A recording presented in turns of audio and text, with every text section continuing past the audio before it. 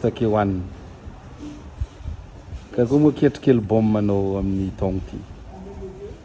Kitikitika io mon frère mamango dia enako foana mavandratsy minao Yeah. izy koa tegna manao zavatra tsara zany tsy atao sangisangy le izy Yeah. mila pitrehiny tsara zegny izy dia vondraka antsika fa manao fa tsika mitao ty efa asiagna maro mana faniny jiaby fa tsy maintsy miavy masiaka antsika mitao.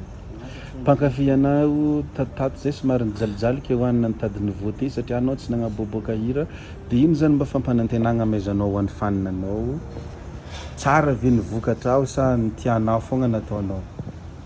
Ny fanantenagna azo ambara zany mampahirana olo faniny zany ary na le tsy faniny mba angatahiny mba ho faniny fa kanefa zany le manao raha tsy mora vaniko zany dia zay zany olombelogno antsika io misy fotoagna zany misy rabekin'ely dia amin'izay zany dia antsika zao fa toujours avy masiaka fa courage anareo.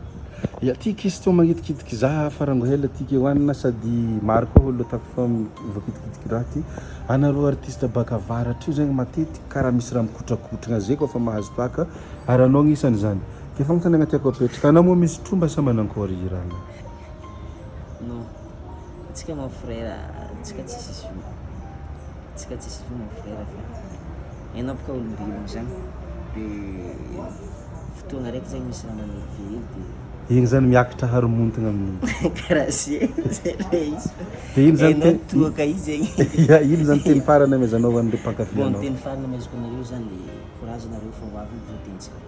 Ya. Ok, mankasitraka.